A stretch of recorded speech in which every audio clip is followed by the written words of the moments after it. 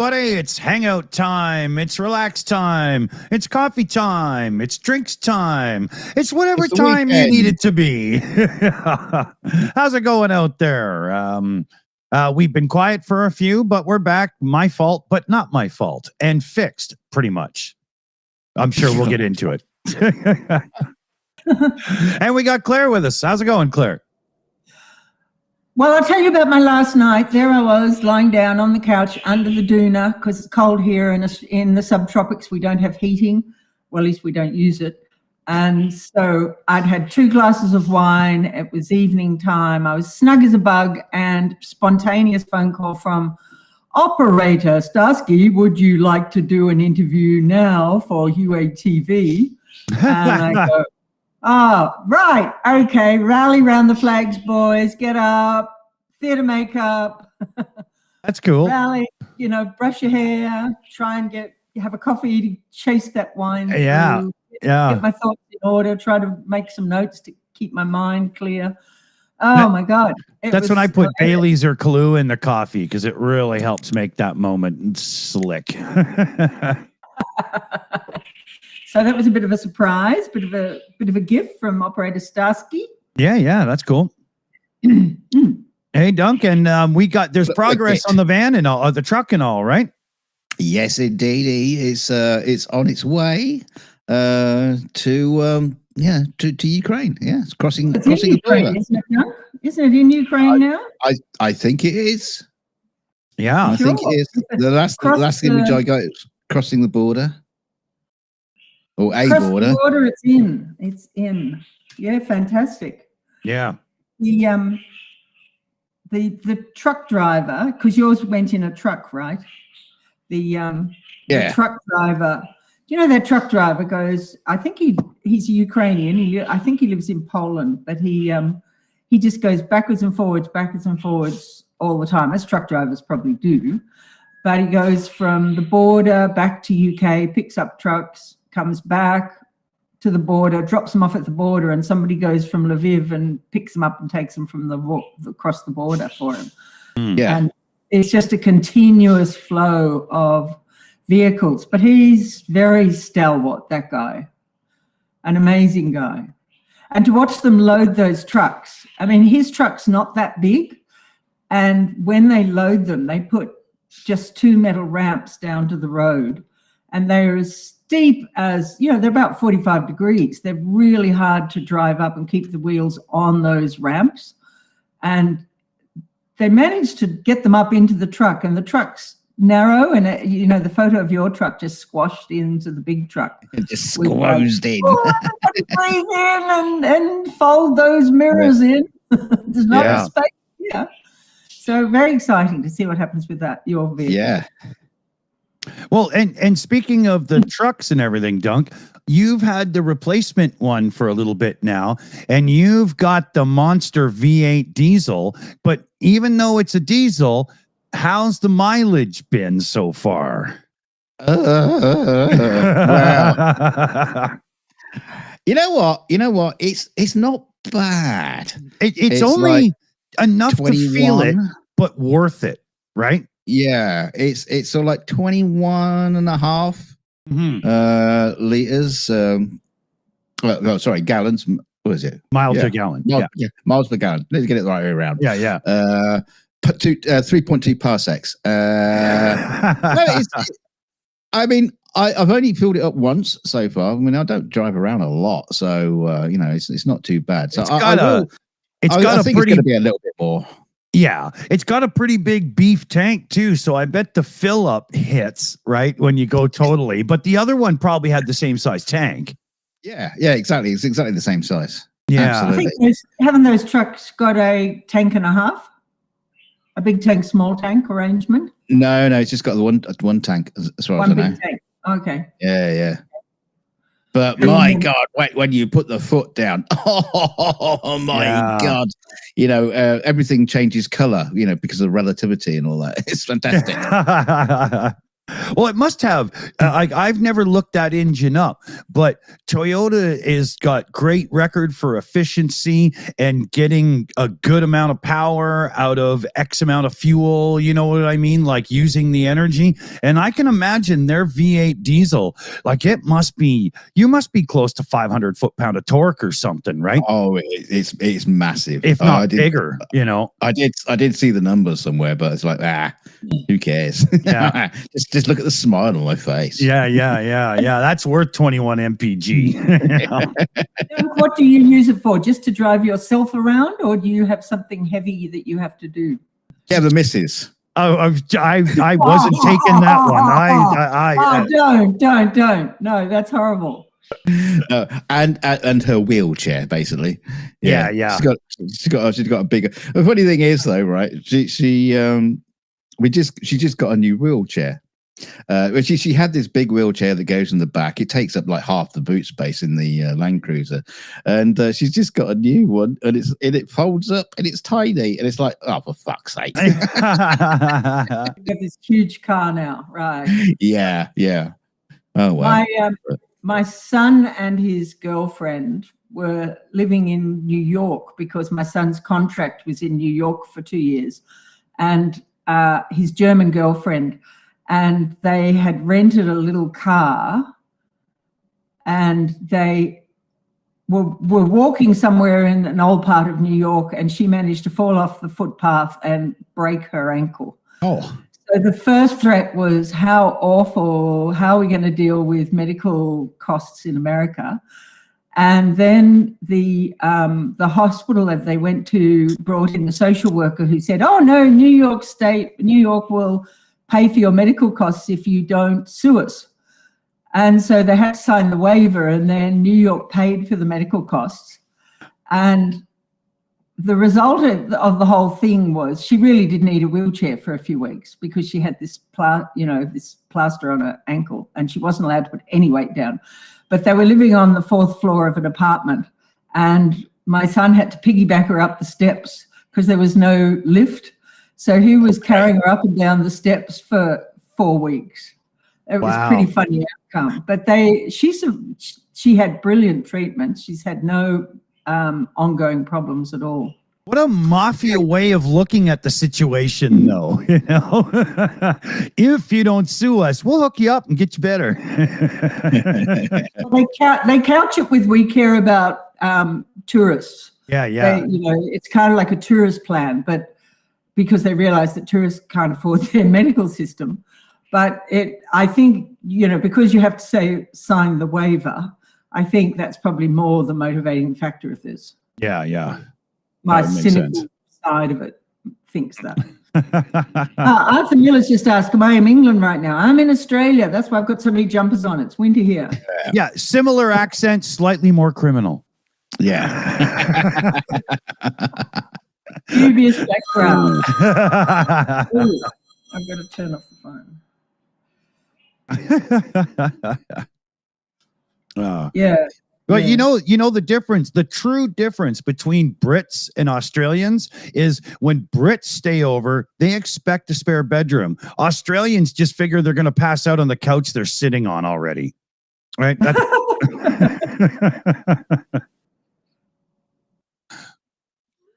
I think the Australians are more lackadaisical. What's the word? Yeah. More Canadian. Really, but we're also there's a degree of kind of rural resourcefulness in Australia that possibly, that I think connects us a little bit with Ukraine. They're very resourceful, as we've seen. Yeah. And I think Australians have an element of that, particularly the rural community in Australia, because it's such a big country and you can't just go down to the shop and solve your problems. Right. Or get a guy in if you live in the country. Yeah. I'm called remote, but I'm not really remote. I'm very close to big centers. It's like in Canada, we got some folk who think they have big cattle ranches until they see how it goes down in Australia, and they shut their mouths and they do no longer brag. Yeah, well, we don't have fences. Oh, well, we do near the coast, in New South Wales or Victoria, we have fences. But in the Northern Territory, there are no fences. They just do a huge roundup with helicopters. Yeah. They can't afford fences. Yeah. To put a fence up, it's miles and miles and miles. That would be like fencing up Italy. I mean, it's just, Yeah, exactly. And it never, you'd get floods and fires and things, and you'd be forever fixing your fences. It's so impracticable. Yeah, why bother? But apparently, they do these roundups of the cattle with their helicopters, and then they have vehicles come along on the ground with these bull catchers off the side of the vehicle. Have you seen that? Yeah. And that's to catch the young bulls to brand them so that they know who they belong to. And basically, if they're in your area when they do the bull catching, you're lucky, there's no other way of knowing. And so nobody truly owns the cattle. They just claim what's somewhat close within flying distance. Well, once they're branded, I think you can say they're yours. And I think when they do the big roundup, they honor the brands, but who knows? It's so wild out there. I'm sure it's an anything goes philosophy. I bet. It looked chaos to me. Incredibly dangerous work. Unbelievably dangerous work, that bull catching stuff. And people do it, but then they only do it for a year or two because it's way too dangerous for them. I would love to see the face of somebody from Texas. Oh, you want to play cowboy in Australia? Okay, here's the helicopter you'll be hanging off the side of. Yeah, exactly. It reminds me of, do you remember Hatari with trying to capture the come on, Dick. I think you're old enough for Hatari with John Wayne, but maybe not. No, not quite. It's a John Wayne movie set in Africa with a team of international young men capturing animals for zoos. Oh. And they tried the big scary one that they try to capture that they have a lot of trouble with, and that the story is based around, is capturing a rhinoceros. And the rhinoceros has horned a guy to death, and another one's been horned in the leg. And now they've still got to catch a rhinoceros for their zoo contract. And nobody wants to do it. And that's the basis of the story. But then while that's going on, we have a beautiful young woman who comes in who adopts baby elephants. And the song Baby Elephant Walk came from the movie. Because these elephants followed her around. And Elsa Martinelli, I think it was. And it's quite a good story, but the scenes of them trying to capture wild animals is very much like those scenes in Australia with the bulls. Yeah. I think we lost Dunk there. I think he might be having internet issues or something. Okay. So in this movie, they sit John Wayne out. It's one of those John Huston type movies, but they sit John Wayne out on the front, a little dicky seat at the front of the bonnet on the kind of mudguard of the car. And he's got a big lasso on a stick. Wow. And they're going at unbelievable speed across the plains of Africa. I think it's set in Kenya. And balls of steel doing that. Just a crazy shoot because it was, it was really dangerous. These cars were hitting potholes and going down gutters, and, people were flying everywhere. And John Wayne stuck out on the front. It was really quite an extraordinary movie for its time. Yeah, that would be imagine today. There's no chance in hell the star of the movie would be strapped to the front of that damn car. Exactly. The last person that probably, Tom Cruise would argue to do it, but one of the last actors allowed to do that kind of crap would have been Steve McQueen with all his stunt driving and stuff, Yeah, he was a real deal. I don't think Tom Cruise does it. I mean, he does some of his stuff, but a lot of it's probably AI's, improved. In this day and age, no matter how much he wants to do, the insurance companies will only let it go so far and stuff. I mean, he does some neat daredevil stuff, but compared to what you see in these ridiculous modern movies, Yeah, exactly. If you look it up, I'm really into the cars and car chase movies and all that kind of stuff, right? I don't do Fast and the Furious though, so no. But when you look up some of the classic car chases in movies, Minority Report keeps coming up, and they have cars driving up the side of a fucking building, for God's sakes. I can't believe that even gets mentioned. It's just computer generated crap. It's not a car chase, you know? That's not the real thing, no. No. And Paul Newman was another racing car driver. Oh, yeah. Plus a racing car team owner. He was an owner in IndyCar series for years, right? He part owned the team that Mario and Michael Andretti drove and whatnot. Oh, yeah. In the movie The Great Escape, Steve McQueen does his own motorcycle riding when he tries to jump over the triple barbed wire. Yeah. And I mean, some of that must have been made a bit safer for him. But yeah, he did his own stunts. Amazing. Yeah. I'm a big fan. I bet I've watched the car chase scene at Bullet 500 times if I've ever watched it once. Fabulous. Oh, yeah. Bullet's a fabulous movie. And that scene with gorgeous Jacqueline Bisset when she's having breakfast wearing his pajama top. Yeah. Oh, my God. That was a wonderful scene. It had some great moments, Bullet. Yes, very much. It doesn't go down as one of the best movies, but if you're into McQueen and what he was all about, you just love watching it. That's kind of how it works, right? Yeah. It's got lots of I mean, it's like, what's good about Casablanca? Well, it's the personalities, the performers, really. Sure. Oh, yeah. And all the little quirks in it. It's not it's not the story per se. It's all the little quirky characters who are just fabulous. The little refugees from all over Europe, the Jewish refugees who are trying to get to America. And their moments on screen are just beautiful. Hey, we got Dunk back. How's it going?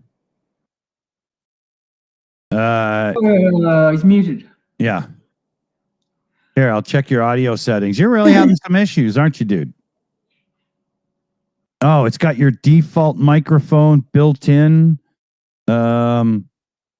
Here, okay. I'll request your right mic. Are you in now? Can you hear me? There we go. Can you hear me now? Yeah, we do. Yeah. Oh, fucking power. Just the house power tripped. Oh, I was wondering because it was such an like you know how I've got those meters in our video control room. You were full green and then gone, right? So I knew there was something more. Yeah. I was just sitting in the dark thinking, oh, God, there's been a power cut. And I looked outside. Oh, everybody else's lights are on. Did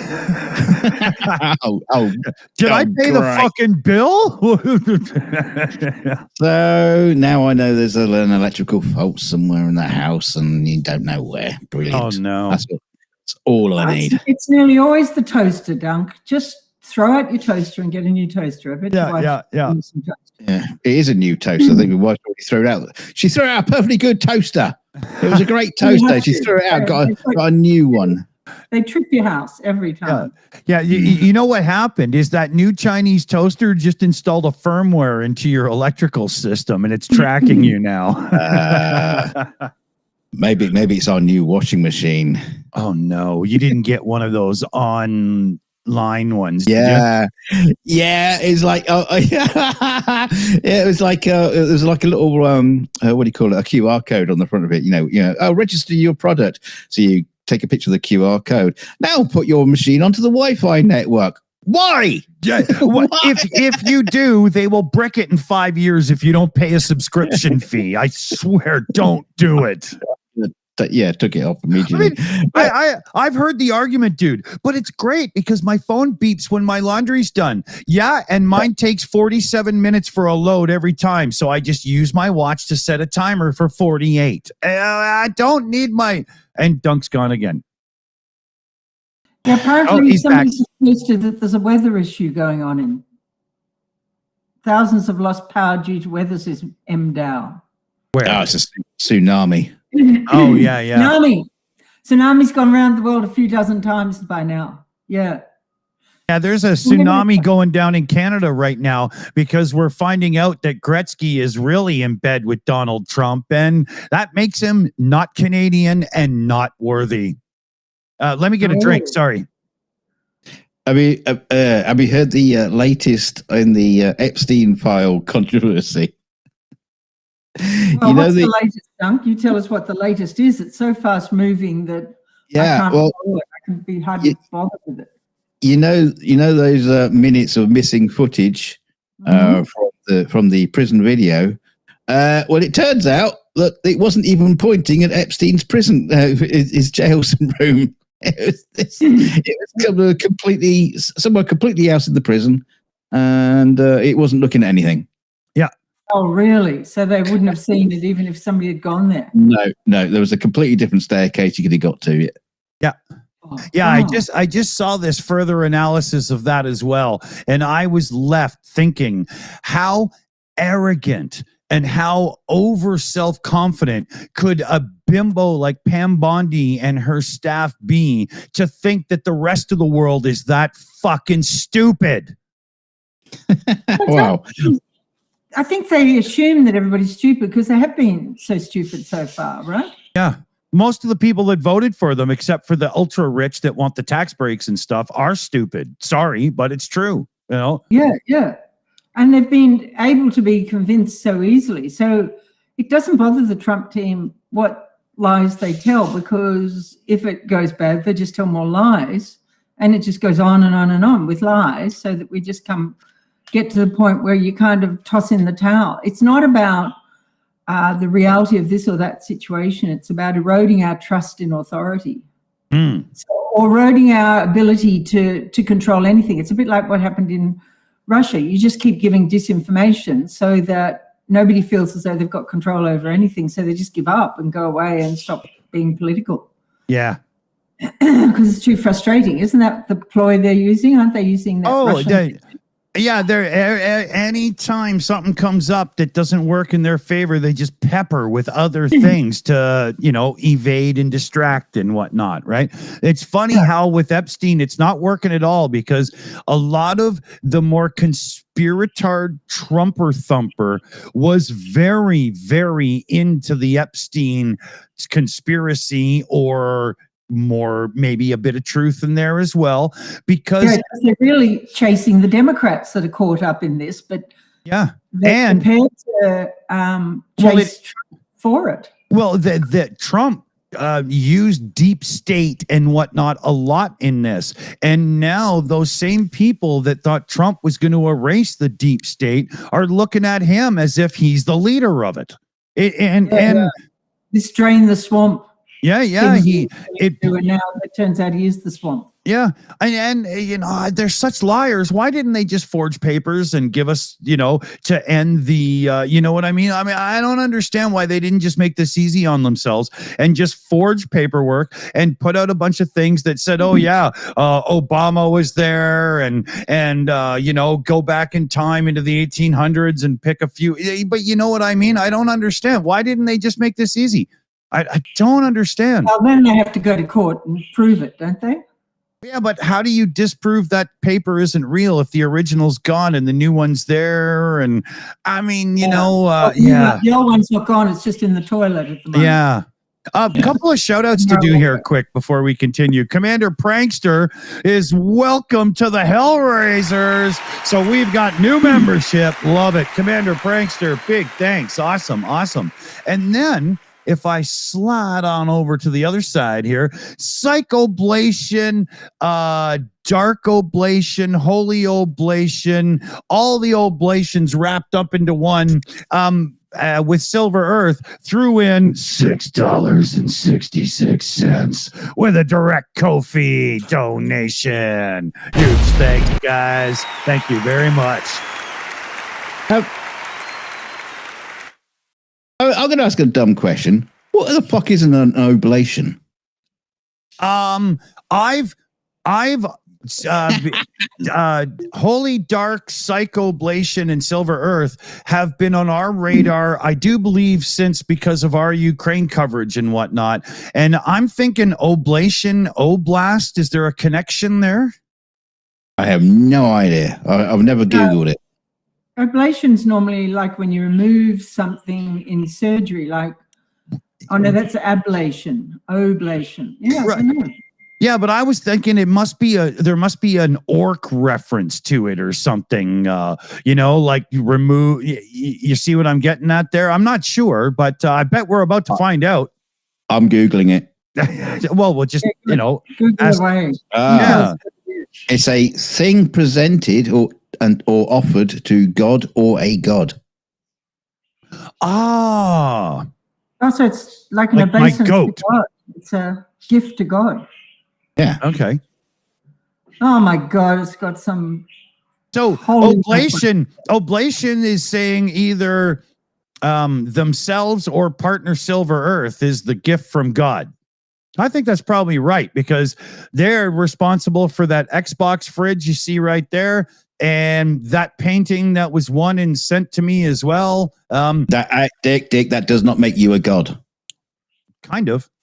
Just because you want it to be doesn't make it true. Yeah, it's actually my stock is going up as you try to bring it down.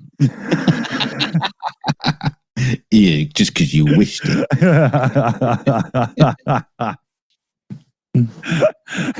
Oblation is also the bread and wine offered in the Eucharist. When you go to the cathedral and you go to the front and they put a wafer on your tongue and you have a slurp from the golden cup. Yeah, that's when you're a little kid and you think you're going to get like something that gives you a light liquor buzz and it doesn't happen and you leave all disappointed. It's all watered down. I had a bit of a problem with my Eucharist and I had to go and see the doctor about it.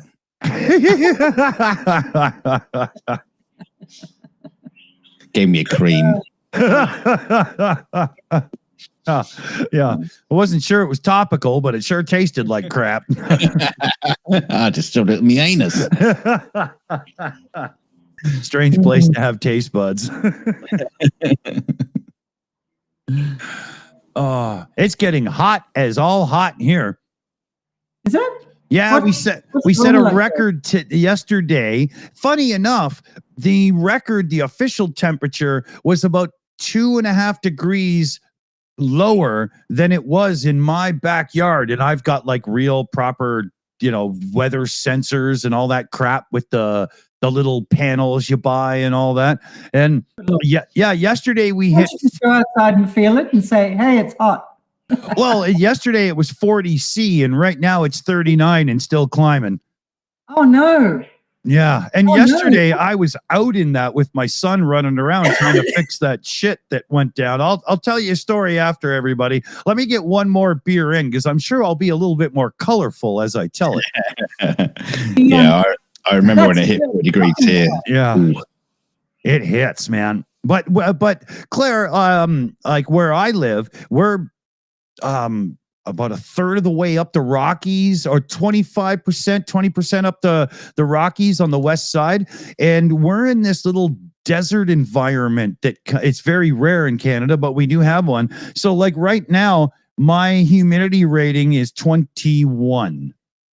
Wow. Right. So it doesn't feel like 40. To you people that live in a humid environment, to me, it feels like 32 with 95% humidity. That's what I feel. So it still sucks, but it's not as bad as you think. Right. That's why you have to drink so much beer. Yeah, exactly. Exactly. You need to keep drinking because you'll dehydrate. Yeah. The maximum we seem to get is about 35, but the humidity's unbelievably high. Yeah. And 35 with high humidity will kick your ass. Holy. Yeah. Really shocking. It's exhausting. Yeah. But, you get used to weather, don't you? Yeah. Climatize and all that, right? I like the dry heat because it's very soothing to a somewhat broken, rickety old guy like me. It really works. I love it. So Claire, you live in urban environment, so you must be like around the coast. No, I'm in a rural environment, but I'm still on the coast. Yeah, I'm south of I'm in New South Wales, which is the easterly state, but my area is considered subtropics. So it should be rainforest, our area, but it's been cleared for farming. And but I'm 2 hours south of Brisbane city. But yeah, it's considered subtropics, so it can get really humid here. It's Yeah, not because as bad as northern Queensland, but what's it like in that? What's it like in this like the middle areas of Australia? Because that must that's get just desert. yeah, it's just desert. And There's no unless you have humidity. You know, and once every 5 years, you have these massive rainfalls, and the whole area is underwater in that central area, which is what happened earlier this year. And the water's still gradually moving down that area and out through the rivers. But yeah, that most of Australia is desert. I think Australia is something like 80% desert. Mm. In fact, it's very unlivable. That's why I know there's so few people living in, apart from on the coast. It's all on the coast. Yeah, it's absolutely insane. Yeah. Yeah. It's kind of weird, but that's why we're such good surfers, right? And such good swimmers, because we're all on the coast. And we all have to learn to swim. Everybody can swim in Australia. It's mandatory to know how to swim. It's the same. It's the same in my town. It's a small town, thin in the bottom of a valley, and we've got 2 lovely lakes on either end. So if you don't play in the water, you're not from here. It's just that simple. Yeah, right. You know? Well, we have mandatory swimming lessons at school to make sure everybody can swim. Because there's so much exposure to the coast, and the drownings that we get in the ocean are tourists. Right. Ah, fuck them. We lose it. Yeah, we lose a couple. We lose a couple tourists every year in my neighborhood just because people from like Alberta and Saskatchewan, where they only really have rivers, end up here and they don't really know what they're doing, you know? No. So when you're having swimming lessons, Claire, at school or wherever, do they teach you how to deal with sharks? No, they don't mention sharks because then the little children get scared. Oh, wow. Nobody mentions sharks here. We just know that they're there, and we stay very quiet about it so that everybody can keep swimming. Yeah, they just, they just go around chomping around all over the place. We really have the number of people that are in the water at any one period of time, and then you get, maybe 2 shark attacks a year. It's very, very little. It's not like car accidents where you lose 1,000 people a year to car accidents, but it gets big publicity. Yeah. Yeah, we certainly hear a lot of them on the 42 show, where there's always shark attacks somewhere or another. Yeah. I think the sharks can tell locals from tourists too. They seem to really, they have their taste preference. Yeah, they like the garlic, go for the French. Yeah. Oh, it's funny. Yeah. So that's why all the Mad Max movies were filmed in Australia, because they could use the desert country so well. Yeah. And it was cheap. Yes. Correct. Much cheaper than the USA. Yeah. And that's what Trump's trying to resolve, isn't it? That all this industry goes overseas because it's cheap. Yeah. Oh, dear. Yeah. How are we going with tariffs? Do you think his tariffs on... do you think he's really going to put tariffs on India and China because of Russia? Yeah. Or is he just going to, say, they've got enough tariffs, or we don't like them, but they've got enough tariffs? I think he'll do it, but within days, they will scream bloody murder, and he'll instantly be in there doing his whole taco bit and lowering them some. Yeah. He always renegotiates, doesn't he? Because but he'll be giving this time so that his mates can sell their stocks, right? Yeah. And once the tariffs come in, then it goes cheap, and you buy them back again, and you've made a monster. Yeah. And then go up again. And when the tariffs come in, prices go up, but they never go back down once the tariffs get taken away. Never. It's also a game for everybody to just raise prices, right? Yeah. Correct. Yeah. And it's a bit like oil prices never go down, do they? They always say, oil prices are going down. And then you go to the Bowser and you say, when are these oil prices going down? Oh, no, that won't filter through for another couple of weeks. Yeah. And then in a couple of weeks, we've all forgotten to ask again. Yeah, but when the price of oil goes up, it goes up instantly at the pump. They don't wait to buy more expensive oil and raise the price. It goes instantly. No, right? No, it's just like when you buy something at Amazon, they take your money instantly, but then you go, oh, wait a minute, cancel that, issue me a refund. Oh, that'll take 7 to 10 business days. Why? Yeah, or like Google AdSense, they won't give you a payout on Sunday. Why? Would God get mad at you? I don't understand it. The banks don't need to be open for this to happen, but I do understand, because they want the money in their hands for longer, right? It makes total sense. Even just the interest off a savings account of all of that money that they hold back for those little time frames makes them real money. Yes, true. Now I have to think about doing any final action with you, because my alarm's just about to going to go soon in the next 5 minutes. Want me to get going, because I've got this builder down my farm that needs to be directed to where he needs to go, and so only I can do it. So what were we going to sum up? How will we sum up? How are we going? How's our campaign going, Dick? That's good. my thing. The Carpasian Ukraine campaign. If you look at it right here, we as a group, we overblew our target, so then we raised our target to another truck or two, and I was confused by that, because that was during me being a little overwhelmed, and I missed a few messages, and I went back to the site and I was like, I was sure it was over. What happened? Yeah. I know. It's a bit confusing. The trouble is, when we've got all these individual fundraisers, when somebody comes in and he says he wants to raise a truck, like Falcon's Fighter's Tales as a channel came in very late, and he wanted to raise a truck. So then when you add his truck to it, it goes up a truck. And you know what happens on the little donor links. Yeah, exactly. On the major donor link. And so, but you can't also present his campaign as a finished campaign. He's got to present a campaign with somewhere to go for people to put their money in to raise trucks for. 253 is an awful goal figure. It's just the maths of it. But we've still got 2 channels working on, 3 channels actually working on, and so we'll probably get to 250. I think it's it's been a great campaign. What a fun campaign this one's been. This one and this one have been terrific. Great energy, really nice people to work with.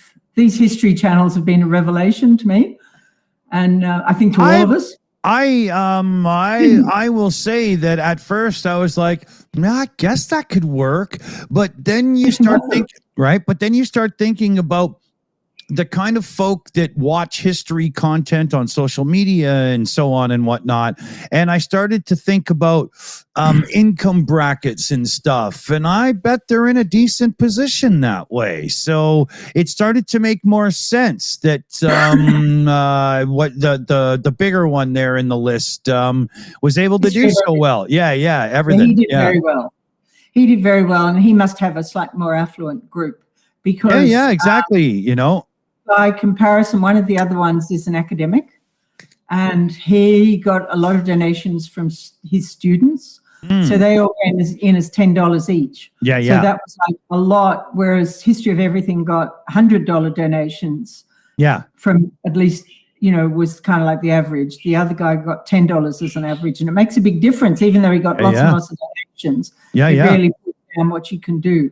But they've been fun to work with, I must say. But part of my job is to design these patches, and I try to bring in a history reference into the patch and pick a battle flag from ancient times to rally the flag around. And I have been doing a bit of fact checking with History of Everything, and oh my word, talk about go down the rabbit hole of history. If I need an hour before you don't mean Mel Brooks's History of the World. You weren't using that. I bring you these 10 pickup trucks. But had a fun interview with Starsky last night, my time, and really talking about the value of trucks and how important they are to the war. And so that was really nice to sort of get back to the basics of why we're doing this, because you can get carried away with what you're doing on the minute by minute. And with Starsky, it was more about the big picture of what we're trying to do. Yeah. And so, yeah, been a great campaign. Thank you, everybody. Please keep giving. Dick could do with a little bit more in his donor box. And and if you've got a spare Land Cruiser lying around, donate it. Car for Ukraine gets more cars from individual donations of the entire vehicle from UK than from all this fundraising. It still is every week the vehicles go out and there are 5 to 6, and 2 of those will be from fundraising and 3 or 4 will be from people actually driving their vehicle over and giving it outright. Right. It's an amazingly successful program they've put together. I don't think anybody else is getting quite so many fully donated cars, except for maybe the Swedish organisation. But the British people giving their cars has been extraordinary. I think Pickup for Trucks get a lot of outright donations as well. I don't think they depend a lot on fundraising. So it really is something in the British character to give. Well, they're always so drunk. They're like, take it, fine, I don't care. Yeah. Anyway, keep giving to Ukraine. It's been fabulous working with you, Dick and Dunk, and have a good day. Well, talk to you soon, Claire. Take care over there. Okay. Night. Give Bob the Builder some shit and tell him to get it done. Bob the Builder, I'm on him. See ya. Wait. Oh, you just phased out there for your audio. Nope. Never mind. Yeah. Okay. Oh, here your thing went red there for a second back in the background. My thing's always red. Yeah. Stop stroking it so much. Okay. And if you haven't seen this before, let me share something awesome with you. This is direct Car for Ukraine footage of something that we helped fundraise. Дякуємо Car for Ukraine та Бандеромобіль за організацію збору та підготовку авто. Дякую спільнотам TheShills, а також ATP Geopolitics за підтримку у зборах і самому Діку та Джонатану за активну підтримку. Слава Україні! Героям слава! За рідну неньку! Постріл!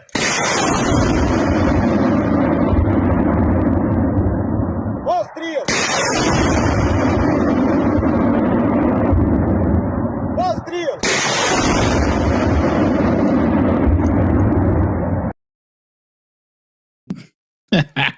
I love that because the guy is just standing out in a dark field. There's like nothing there. Then kaboom! I know. He just lights up the car and everything. That video will never get old. I like watching that. That's awesome. That's so.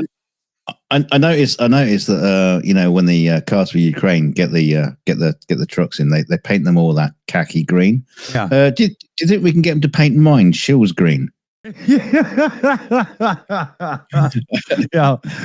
It will certainly stand out on the battlefield. Yeah, exactly. Yeah. Only if we're using it as a false target. You know, imagine that, Yeah, it would only blend in for that 1 hour of early or late morning sun when it just gleams the green, right?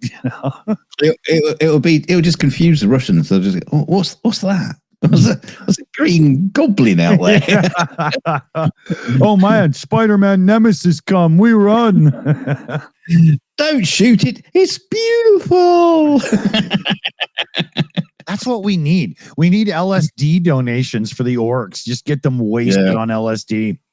They're not already. Well, I'm sure they would love it. And then they could just wander around going, it's so pretty.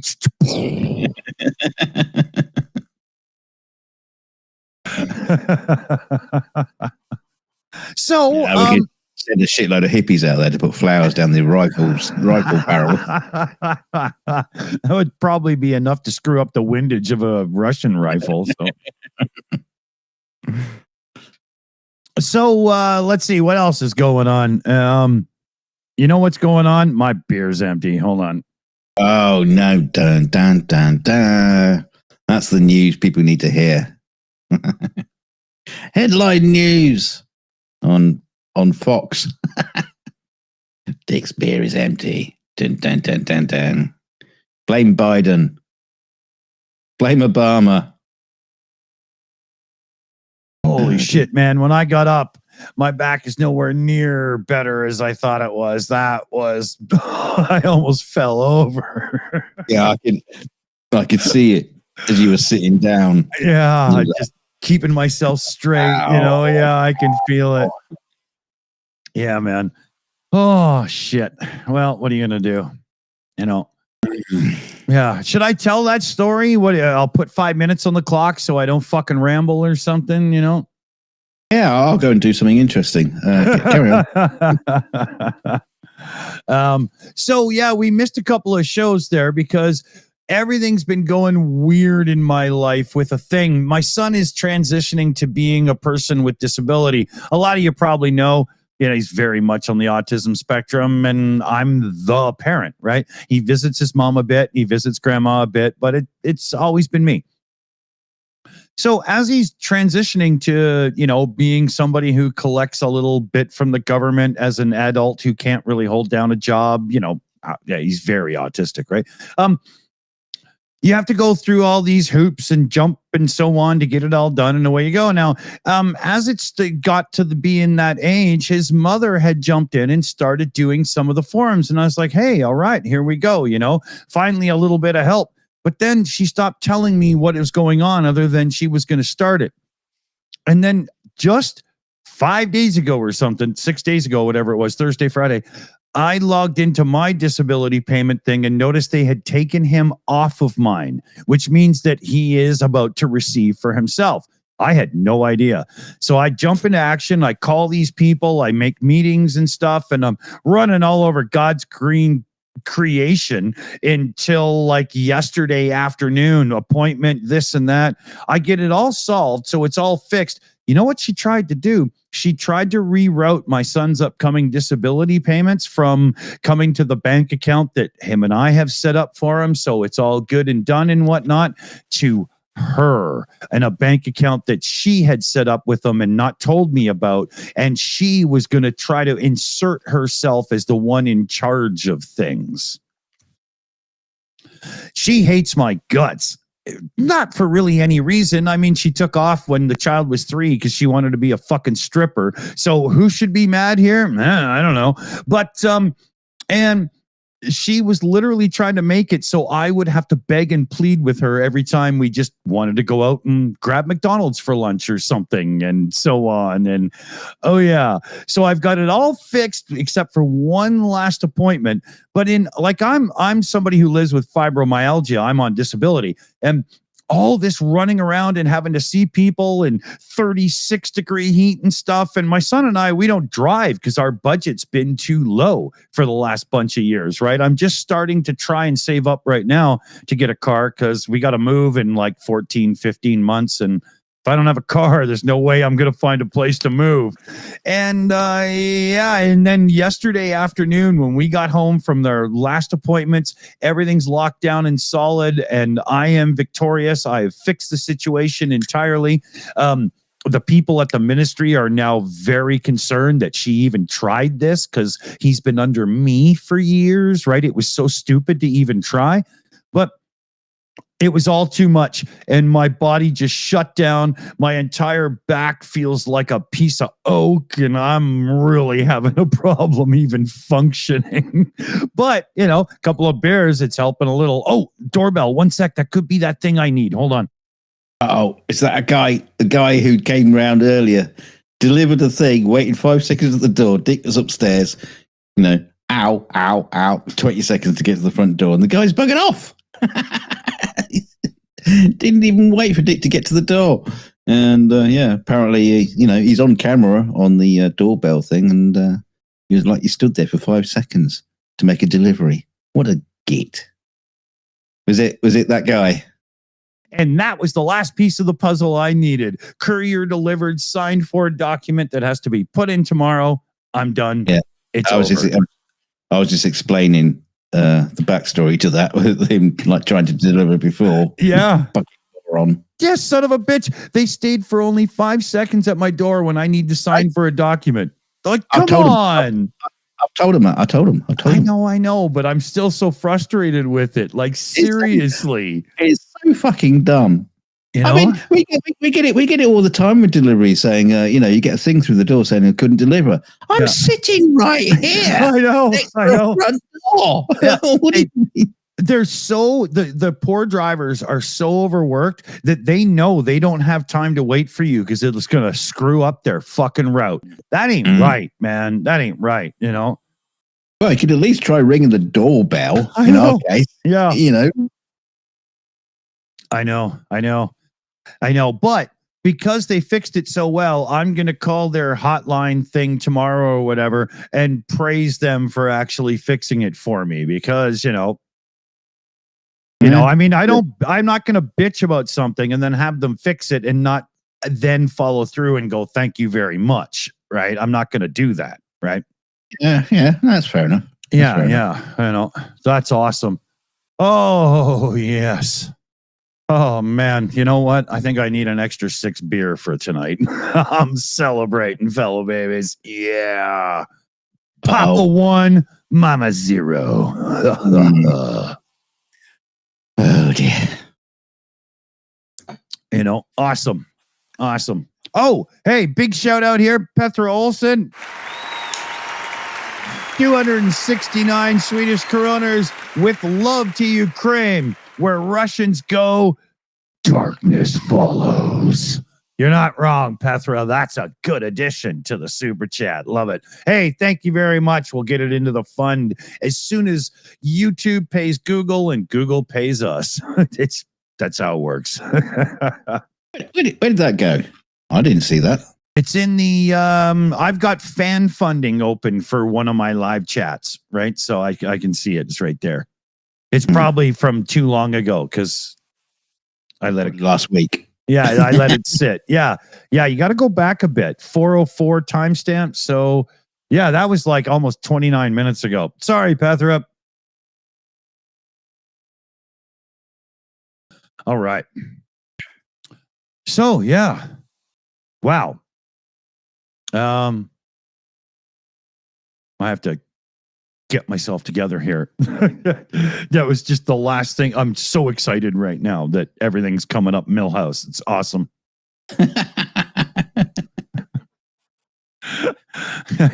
I'm not even a huge Simpsons guy, but I know that reference. I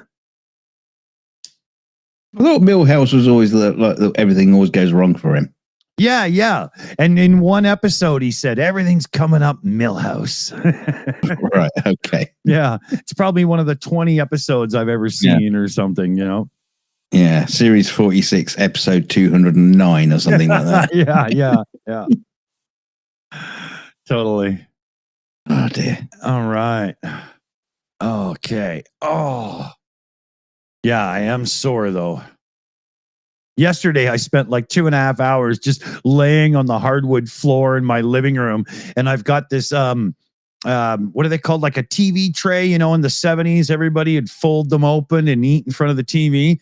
I've got one of those. And I've got an iPad holder thing that you're supposed to strap to like the headrest of your seat so the kid behind you can use it as like a video player. And I have it strapped to the TV tray so I can just lay underneath it and watch. I didn't even just make that. I've had that for like a couple of years because this happens to me every so often. I got a little kink in the bottom of my back, and it really screws up sometimes. Sounds to me like we need to get you like a big stone slab to lie on. Yeah, exactly. Yeah, I'll call it Sarah. I got to get a new mic stand here really quick. You can literally, if you were to like record this show and draw a line where the top of my mic is with like a straight line tool in a video app or whatever, you will see my mic slowly sag during the show. It does really happen. It's totally worn out. You have been talking about this for quite a long time now. Yeah, it's starting to bug me though, because now I can literally see it happening, right? They're not that expensive, but I want to get one that's like, like 80 or 90 bucks so it can handle the weight of this fat mic, right? Mm. Oh, you got to get one of those big fancy pants ones like you see on the proper streamer shows, like the Joe Rogan and all that kind of stuff. I don't like those ones, right? They make them so that they're super industrial looking just so you can hide the cable in it. Well, can you see the cable really except for that little, who cares, I like a normal one. Yeah, but it means you're a proper streamer. It's like a badge of honor. It's the benchmark of YouTube-ness. Yeah, I don't know. How bulky your mic stand is. That's true. And I mean, it's not like I have nice tits that I'm covering up, so who cares, right? Well, no, you certainly don't. No, I've seen that. I know. Yeah, it's saggy. It's terrible. It's sagged the wrong direction. Yeah. I have anti-gravity man boobs. Oh dear. Oh. I just turned to the left too quick there. Oh, I just turned voguing into like some back-breaking exercise. Oh, no, that's not Vogue. It's David Bowie. Fashion. Turn to the left. Yeah. You know what I mean. I can just see the Dick Dawson dance troupe. Just doing all their moves on the dance floor.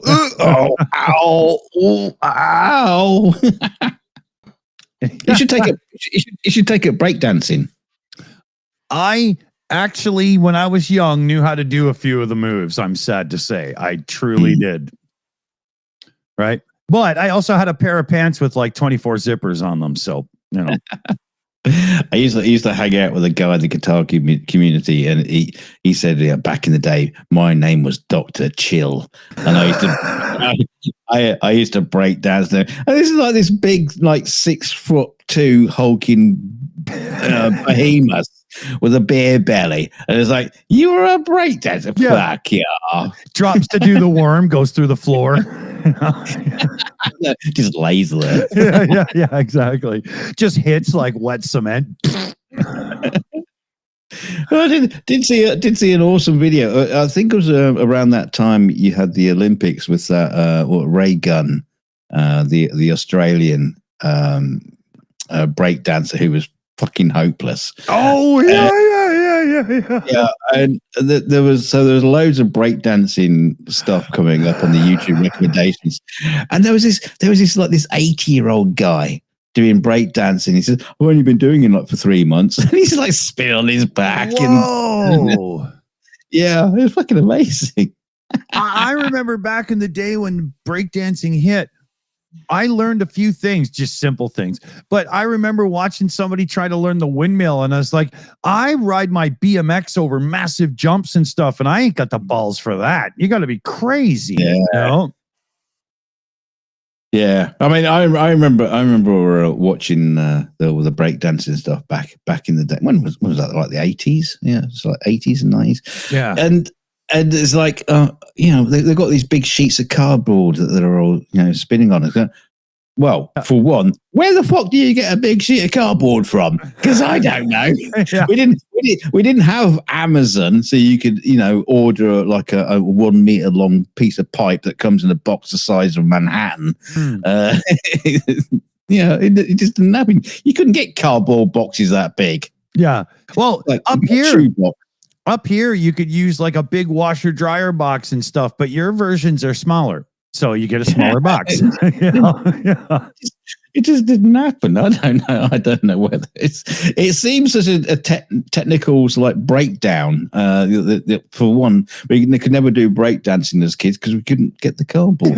Yeah. Have you ever seen the box of ZX Spectrum come in? You can't dance on that. Yeah, it's all polystyrene anyway. Yeah. what the fuck are we supposed to do with that? Yeah. It's funny too, because when it hit, there was movies like Break-In and stuff that happened. Just like there was that thing where the ski movies were the thing, and they all have the same plot, and terrible, you know. Oh yeah. There was there was a movie Breakdance, and then there was Breakdance 2. I think that's Breaking, unless you guys had a different name for it. I'm pretty sure you're talking about the same movie. Could be. But it's always about, you know, well, it's a bit like they're fighting to save their community center from an evil rich man, you know, or kind of like you know, it's all Flashdance, just wrapped in a different package, right? Well, I was no, Footloose. That's what I meant. Yeah. Yes. Sorry, it was an F. You know, fuck. The church is against kids doing breakdance because it's evil. Speaking of the word fuck, so YouTube has amended their community safe guidelines again. I'm the only one that could pull that transition off, I tell you right now. What a segue. Yeah, to our sponsor, the letter fuck. The word fuck. Now, well, you know, I was doing Linus Tech Tips meets Sesame Street there. You know? But so YouTube said, you know, we're no longer gonna we're no longer going to keep punishing people for a little bit of profanity, even if it's in the beginning of your video. So a few people were like, oh, that's great. So finally you can say, I don't know what the fuck's going on, but let's get into it in your intro. But then you look through the community guidelines, more detailed information on it. And it's that you won't get demonetized for using foul language in the first 12 seconds of your video anymore. But that's if you want to use words like damn and stuff. Oh. And gosh. Yeah, exactly. Golly darn, tootin' rootin', you know, and but geez. Yeah, but you still have to wait about a good minute before you just come out and say fuck. So yeah. In other words, it's just moronic BS, you know. We should have a timer. So we want to do a show, and it just at the 1 minute line, 1 minute mark. You just have a soundboard automatically says "fuck." Exactly. Yeah. What we need an automated stinger that just hits when we've hit that second mark, and then it just goes fuck, fuckity, fuck, or something. You know. Dick Wallace wank. Yeah. Exactly. Oh.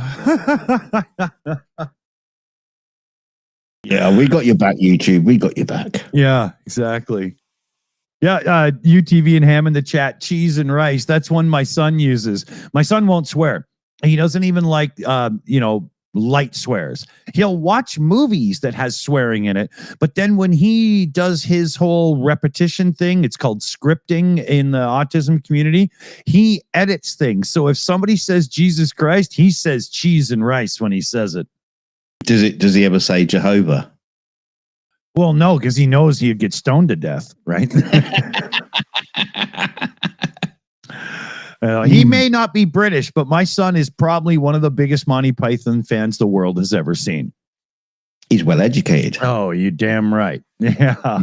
He's watched everything Eric Idle's been in, even the shitty stuff, you know? That stupid thing where his mother was reborn as a car or something, or oh god. I watched one of those videos the other day, 20 things about the life of Brian that you didn't know. And I knew you knew every one of them, didn't you? No, there was something that came and go, oh, I didn't know that. And I completely forgot what it was. Well, if you Google it, it's probably a lie anyway. Totally useless. Yeah. I've seen those videos, 10 things you didn't know about, and they will say something from the 80s, like a rock band or something. And I watch it and I know every one of them. And then once you watch that video, their videos won't stop coming up in your feed. So you just have to do don't recommend channel. It's, you know. Yeah. I had to do that to Doug DeMuro recently, and I'm a car guy. But I swear to God, if he explains the air conditioning buttons to me of one more car, I'll kill him. I just can't handle it, man. I cannot handle it. I don't care about the infotainment system. Fuck off. Jesus Christ. Makes me laugh. Yeah, I can't stand it. Yeah, Marino in the chat, quirky. Yeah. But the other thing with Doug that drives me nuts is I'm somebody that lives with some pretty intense tinnitus, and he keeps filming those videos in that damn echo chamber garage thing of his business building or whatever, and I just can't stand the sound of it. It drives me crazy. And the other thing is if anybody on his team knew anything about audio, you wouldn't hear that echo. It's that fucking simple. It drives me batshit crazy. I could record him in that room without hearing the fucking echo. Is he not using one of those like clip-on Rode mics or something? Oh, well, he's using a condenser one to make sure that it can hear all the echo. I mean, it's just, he's using the wrong tool for the job. Then again, I'm thinking he's the wrong tool for the job these days. It's driving me crazy. That's why you blocked him. Exactly. Oh, I didn't block him. I'm still subscribed, so I see him in my subscription feed in case he does something I actually want to watch. I just don't want it recommended anymore, right? Yeah. Right? There's a difference, right? Yeah. Adam Rounds, do I remember the song Rocket by Herbie Hancock? Remember it? Are you kidding me? That is some serious tunes. I love that track. Oh, yeah. I was huge into that when it came out. Well, not even just because of the tonality, the writing of it. I mean, it's Herbie fucking Hancock, right? And he went all new school with that sound. But the video was kick-ass too. It's one of the few music videos that are worth watching. I've got to bring up a story here. PJ in the chat here, he says, talking about cars in movies. He says it reminds me of one of the most stupid movies I've ever seen. It's called I Bought a Vampire Motorcycle, where a vampire comes back as a bike.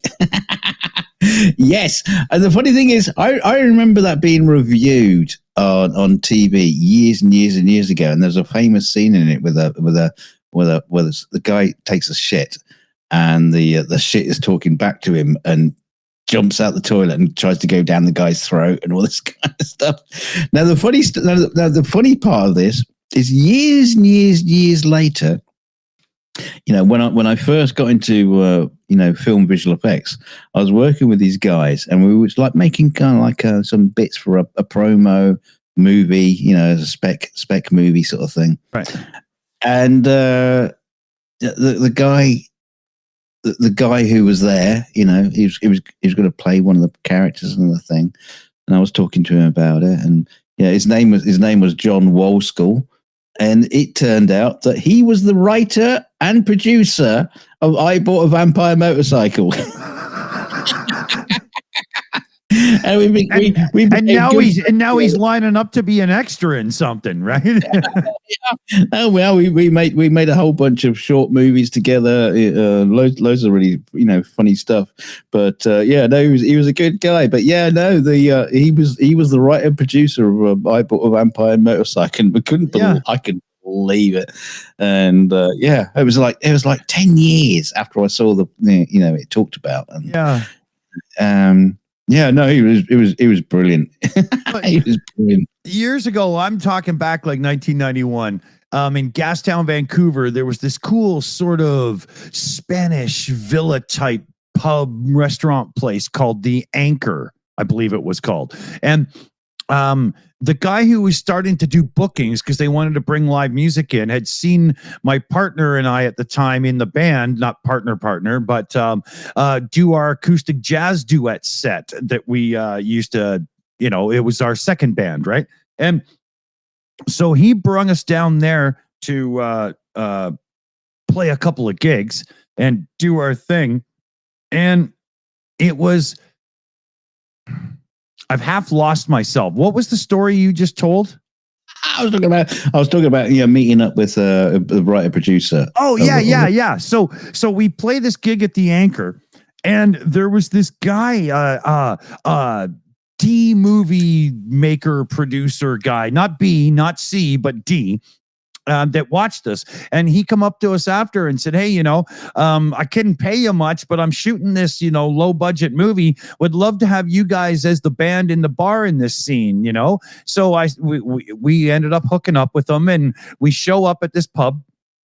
And it's like, I don't know, like 5 a.m. or something, because that's when he could get time to use it, right? And he's got all his extras in, and he's got his two main people at the table. And he says to us, okay, start playing one of your tunes. And they start doing their dialogue. And then he calls cut because he wants to redo the scene. So we stop playing, right? And he goes, no, you guys can just keep jamming. And so I was very confused, because at this point I've already been to audio engineering school, and I cannot understand how he's going to have us not lip sync, but actually play and somehow make this work.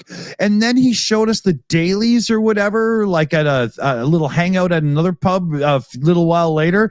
And you could hear all the cuts in the audio and whatnot. And he left it that way when he fucking put the movie out, man. That's just not how I you couldn't do believe it. I was like saying to him, that's not how it's done, right? Oh, never mind. I know what I'm doing. Okay, then. Yeah. No, normally you just have the band mind. Exactly. That's why they're not usually a real band. Like, who cares? Yeah, they're actors. Yeah. I couldn't believe it. It was so bad. And there'd be times when Kevin, the singer, would go up into his big fucking head voice and start really belting it out. And I'd be just hammering on the acoustic guitar, and I'd hit it a bit and do like thumps and do beats and stuff as well as we were going. And then we'd calm down for the next tune, because he said, just keep playing. And it was so disjointed. It was so fucking bad. Meanwhile, the guy on the sound guy is trying to, record the dialogue. He's having a fucking fit. I don't think he was smart enough to have one. Yeah, because otherwise he would have told the guy, "This isn't how it's done." He was just using the microphone on the camcorder. Actually, you know what? I don't remember anybody operating a boom mic. Now that you say that, yeah. Yeah, it was so bad. I remember that, I remember telling my buddy Kevin, I was like, this is so fucked up. How do you know? There was a really funny video on Red Letter Media recently. The guys were, reviewing a bunch of really shitty movies. And they had Bear McCreary on, who was he wrote the soundtrack to Battlestar Galactica and stuff like that. Right, yeah. And so they were watching this really crappy, what was it? It's like a medievally kind of, fantasy romp. Mm-hmm. It was pretty crap, but the audio was terrible. There was no music or anything like that. So what Bear McCreary said, right, you guys go away, recut it. You do all the the audio, redo all that, and I'll do a soundtrack. And I actually had tears in my eyes at the end, because they showed, like a 5-minute clip where they had like redone this shitty, crappy movie, redubbed the audio, put in sound effects, and put on a kicking soundtrack behind it. It's like Hans Zimmer doing something for his son's school fucking project, right? Exactly. Yeah, you're doing the nativity play. Yeah, I'll do a soundtrack for it. Yeah, here you go. Yeah. Bring in Jonathan Williams. It was brilliant. That's hilarious. Half the budget done on that guy. Everybody else worked for biscuits and jam. Exactly. Very cute. Funny. Or some of those movies where they get a cameo from somebody who's kind of an actor once. Yeah, so someone who's at least appeared on the Internet Movie Database. Yeah. Like there's a few actors like Eric Roberts. You know, if you see him listed in the credits of a modern movie, you know it's not going to be rated more than about 3.5 on IMDb, right? I don't know what happened to that guy's career, but nobody wants him except for, you know, oh, I could pay you 20 grand, done. You know, at least then I can paint my apartment or whatever his life is. I don't know. Wow. Yeah, you know. No, big time. Okay. Well, so far I'm holding it together. I am getting a bit more sore though. Oh, Yeah. Yeah, I think I need an extra, night and day before I'm going to be even better. I'm going to dig into the Tiger Balm cream like it's, a bear eating honey tonight. Oh dear. Yeah, I'm going to go full Winnie the Pooh on it. How long have we been running? An hour and 20 minutes. Yeah, still okay. Yeah, I'm just looking at the show on YouTube, and normally you have the little red line and you can go back. Yeah, it's just not doing it. Everything's all fucked up tonight. Brilliant. Yeah. Love it. YouTube's been doing this thing. I've complained about my recommended feed, especially on the television before, but now it's so bad. The other day, I literally did a count, and of all the rows of videos that I could look through, you know how many different individual videos were actually there? 24. They were all just repeated, one row after another. I couldn't believe it. It's so dumb. Yeah. It's got to the point now where I have to pick the video from my phone and then have it play on the television. It's ridiculous. Yeah. How can the recommended feeds be so much different from device to device? I don't know. I have no idea. Maybe they always think I'm on the shitter when I'm on my phone, but when I'm on the TV, well, that would make no sense because then I'd get more options on the TV versus on my phone. See, I don't get it. And no, I do not play with my phone when on the shitter. I just want to make that clear right now. That's nasty. No, because you might drop it. There's just so many mites. I'm not playing that, like the old George Carlin line, I only wash my hands when I shit on them. No, dude, I'm sorry. That might have been funny back in the day, but wash your fucking hands when you leave the bathroom, please. I wash my hands before I go in the bathroom. It's probably a good idea. I ain't touching that thing without clean hands. I know where it's been. I know what it's. I know where it wants to be. Fuck. You keep yakking away for a bit. I'm gonna just quietly disappear for a second. All right. Get some wine. He's gonna go full Def Leppard. Me and My Wine. Good song. I don't know about you cats out there. Let's talk about Def Leppard just for a second. First couple albums, On Through the Night. I can't remember. Up until Pyromania, loved the albums, loved them. But Hysteria with Pour Some Sugar on Me and stuff was just a little too FM produced for my taste, and I kind of lost interest there. I like them a little bit more rock and rolly than, whatever came after. I remember too, I was so disappointed because when Hysteria was coming out, it took forever because of the drummer and the arm and all that chaos, right? It took them forever, but it also took them a long time just to write in the studio. It took forever. It was the album took so long. And there was talk in like Guitar Player magazine, Guitar for the Practicing Musician, and the other rags I used to read on how it was going to be the ultimate guitar album and guitar players were going to just be head over heels in love. And I remember thinking at the time, I'm sorry, but Def Leppard isn't a Guitar Hero band. It's just good rock and roll, right? They're not virtuoso players. They're just good rock and rollers. And then that damn Hysteria album came out, and there's no show off guitars in it, but there's 12 layers and all this shit that you could never play live without background musicians or background tapes and stuff. And it just didn't impress me. Thought it was kind of dull. You know, where you give me like Pyromania or I mean, there's so many tunes, right? You know, they're so good, you know. That don't impress me much. Well, at least she's Canadian, so you kind of hit the nail there. Yeah. There's another one of my funny little moments in life. All the producers from 80s rock, all the glam metal and all that shit, like Motley Crue, mostly crud, whatever you want to call them and so on. When grunge hit, they all went to New Country, and that's where that sound comes from. Yeah, it's funny. I still can't do country, though. Now they got country rap, and what the fuck? You know?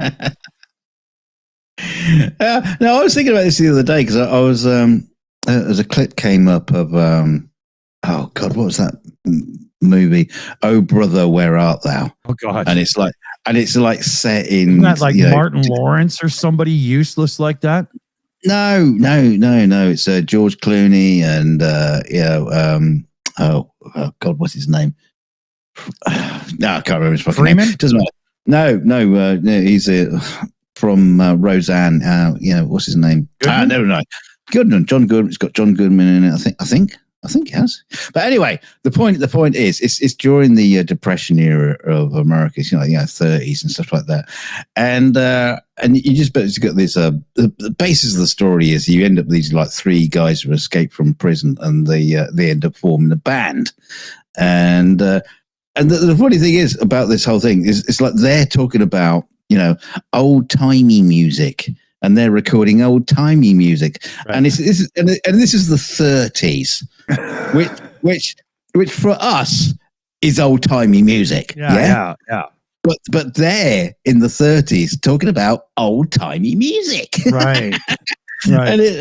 and you just don't really think about it. That generation past it, when you're talking about like new, country music. Yeah. You don't really think about the progression of country music and then taking it back even further to the point where people were only just starting to record records. Yeah. Like there was a time when Johnny Cash was new country, right? Yeah, exactly. Right. Well, what's this new shit? Yeah. It's evil. It's wrong. Yeah, because it's always wrong to that generation, isn't it? You know. Or when you look back on parents like, oh, Elvis is going to ruin everything and stuff. Like when I listen to Ain't Nothing But a Hound Dog, I don't see anything dangerous. Like, did they somehow have a premonition that he would use guns to change the TV channel or something? I mean, I know. Yeah. The dangers of trying to shit out too many cheeseburgers or something, Yeah, it's funny because, like you say, you look back at it. Yeah.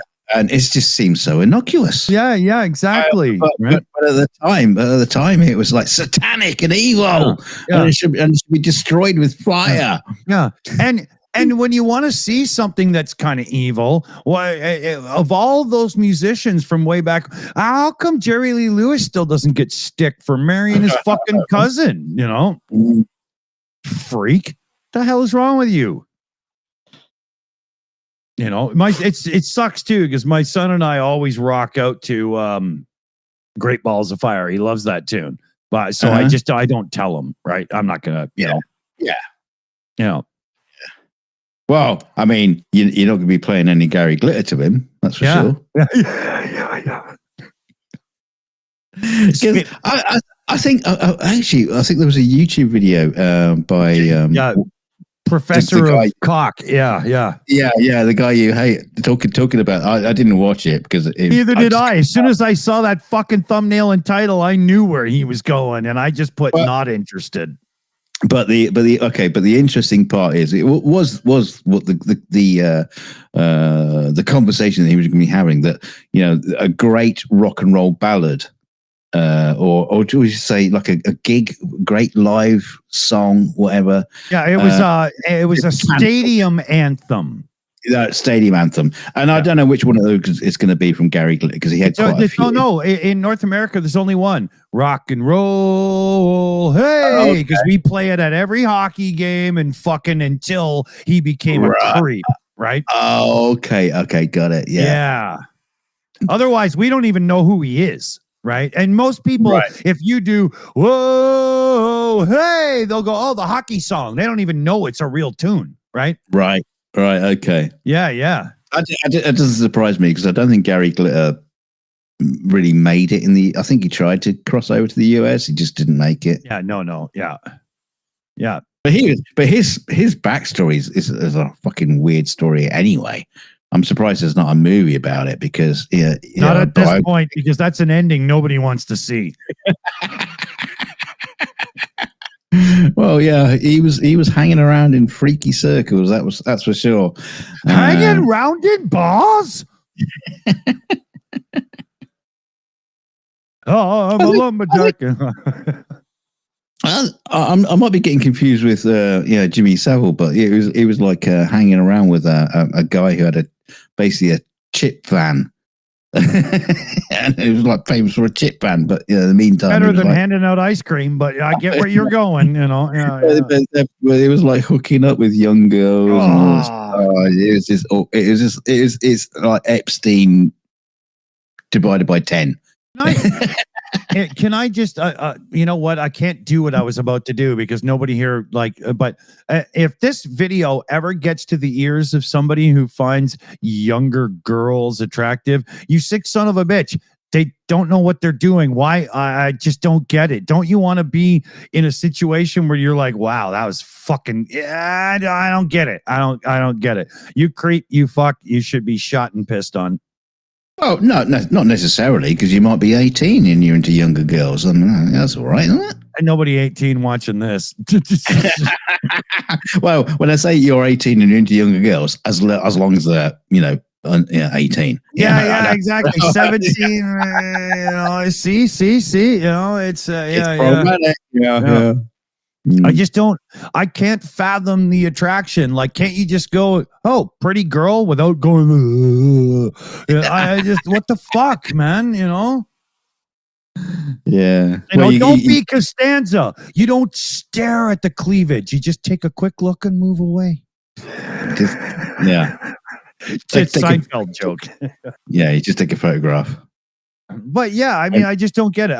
I'll never understand it, especially for somebody that has like actual children, Yeah. I mean because that means that every time your son or daughter brings home a friend, things are so fucking inappropriate that you should not be. I just, you know what? Let's hear. Hold on a second here. Don't even worry about it.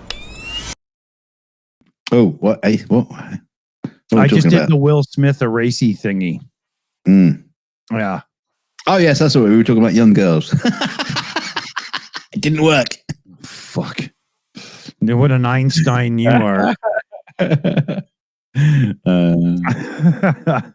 no, you got the other button to press, and that was something completely different. Oh, yeah, I got that too. And now for something completely different. Camel toes. Yeah, because when you find yourself broke down at the beach and it's really hot outside and everybody's perspiring, you need camel toe to get you out of trouble. Okay, talking about young girls again. There was a weird thing I saw. No. It's I know. I get it. Yeah, it's kind of weird. There was the other day when I was like just driving down down to the local shops. The kids are all coming out from school. It's a hot day, and there was a family walking down. Just a side street. Yep. They're all walking away. They had their back to me. And there was like an 8-year-old girl, maybe 9, and she was completely topless. She had her top off, and I thought, I mean, there's nothing. Wait, like what? Yeah, it's sort of like, okay, there's nothing wrong with that, but well, it depends where you live. In 2025, would you do that as a parent? Would you Not a allow chance in that? fucking hell that would fly on my watch, man. Yeah, I just thought that was just really, really strange to see. You know, okay. We got a 3.5, 4-year-old that runs around here basically naked, and we're all flipping out in the townhouse complex because this fucking mother has free range chicken children, right? You know, imagine somebody twice that age or so. That's fucked up. That's not right. I mean, when you and I were like kids, yeah, that was just kind of like the norm. You know, everybody's kids were just like running around fucking naked, and but that was before the days that we even knew a word called paedophile. That didn't even exist. Back then. It was just like, oh, don't take sweets from a stranger. Why? Why? Well, why not? You know, I don't know. He's got nice sweet. MDAO says, you know, there could be a disability issue here with the child. I could fully see that, but I still wouldn't allow that to be the norm in a public situation with somebody of that age. And my son I just thought it was strange. Yeah, and my son deeply on the spectrum. There's no way in fucking hell I would have let that happen. You know, and he's the kind that would just go, I don't give a shit, right? You know, for sure. But yeah, you can't. You have to. You know, I hate to put the times into it and all that, but in this day and age and whatnot, you know, that's weird. Well, yeah. Well, people are obviously, you know, very, very careful, and we wrap our kids up in cotton wool these days. You know, we treat them, you know, with far too much care, and just not let them go and, you know, run around and jump in the creek and swim and, you know, make, you know, fucking dens and all the shit all the crap that we used to do as kids. We don't allow our kids to do that anymore. So just to see that happen out on the street, like, okay, fair enough. You know, I was like, I must have gone through a time loop. Yeah, you got somebody who's, you know, 20-ish, maybe 19, whatever, depending on where you are, laws and stuff. You want to go play at a topless beach or something, go right the fuck ahead. You are hopefully old enough to understand that you're going to be a bit more looked at and stuff and maybe approached. But if you're at like one of the more European topless beaches, it should probably, you know, be, you know, they're used to it. It's not that big a deal, right? You know. Do you want to hear an embarrassing story from my childhood? Oh God. Okay. There are photographs. There is actually evidence of this. You know, paddling pools and stuff like that, where, you know, I'd be picked up and dunked into the paddling pool with my trunks, or probably just my underwear. You know, back in those days, you didn't have trunks; you just wore your fucking underwear, didn't you? And no, actually, but keep going. But it's like I can remember it, but it's just like me crying. I'm all wet, and the first thing I do is pull the trunks or pants off, and it's like I'm not sitting in wet underwear or trunks. Yeah, I'm just going full commando on this one. It must be, you're closer to Europe than us, because that wouldn't happen over here. That would have been a commotion. Not, I remember. Even for me, born in 70. No. Yeah, I remember going to the seaside with my parents and just like getting into the sea, and my trunks are wet. That's it. They're coming off. Wow, not here, man. No. No, you would see somebody more comfortable with that maybe in like 73, 74 in a backyard pool, but even then with friends around, I don't think so. You know, I never. Well, I didn't give a shit about anybody else's comfut on that. I was just obviously like, you're making that very clear. But it does come up with family conversations every now and then. It's like, all right, you remember that? Yeah. Yes, I remember. Yeah, you don't need to. You know, mommy, that boy is digging for clams. I looked like Trump from the park side. Oh, come on, seriously, light switches are hung better than that. Like,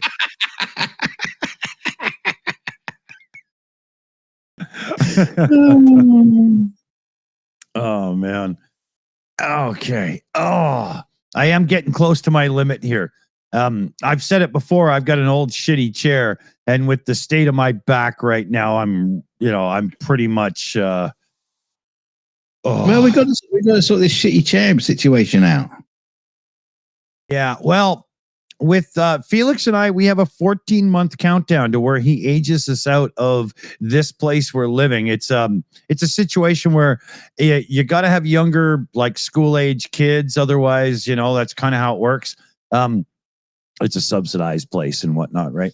And I got 14 months to rejigger and get us moved.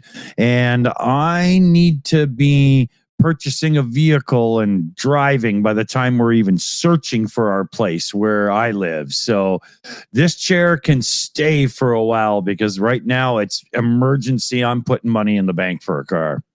Damn it, I just got rid of a Land Cruiser you could add. I would not have drove a wrong-handed drive vehicle in Canada, blind spots, and there's no way, right? Well, you could have driven upside down. Yeah. I spend 12 grand and have it switched, right? Yeah. But yeah, so I got to deal with that soon. And literally that's going to be my focus now that I've got all this BS with my ex and my son's stuff and all that sorted, right? That's where I refocus now for the next, hopefully 9 months. I've got one purchased because then I got 5, 6 to find and get the move done, right? Well, maybe, dare I say it, I always hate to say it to the poor people in the chat, but we might have to do a little bit of a fundraiser. Yeah. We're better at raising funds for others, not our own. So I'm not sure how that'll work, but if it comes down to it, I might have to, but I'm just going to start squirreling away a little cash here and there, Well, we're not raising it for you. We're raising it for Felix. So fuck you. Well, you're not wrong there, right? But when we're situated perfectly, we've got medical clinics within a 2-minute walk. We've got the 3 major grocery stores within a 10-minute walk. Like where we live right now is perfect. But without the place I live in and the subsidy, where I live is too expensive. I'm going to have to go to the outskirts of town a bit more. And without driving, that's an impossibility, right? There's no way. So, yeah, I mean, it's going to be tough because you're going to have to find somewhere with, a beer store that is just literally across the street from you. In Canada, that's usually the case. So, yeah, are they like, Starbucks? They're just like, just sprout up everywhere. Yeah, pretty much. Yeah. You got Canadians throwing out, seeds of beer stores, and they just they just sow them all across the barren lands and sprout these lovely beer stores everywhere. Yeah, exactly. They sprout like Tim Hortons coffee shops, right? They should just be attached to each other because then you could get your coffee and sausage biscuit in the morning and grab your beer, right?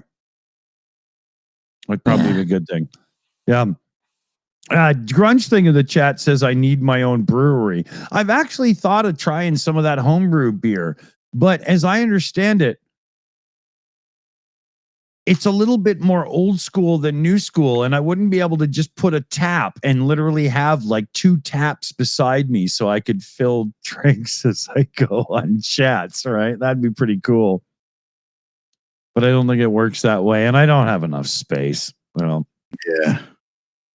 But that'd be so neat. I'd love to have taps right here at my desk. Oh my god, that'd be amazing. I have seen like beer brewing stuff kits, which is basically just like a sack you hang up in your airing cupboard and just leave it. Oh, they seem to be done in like tubs or something here.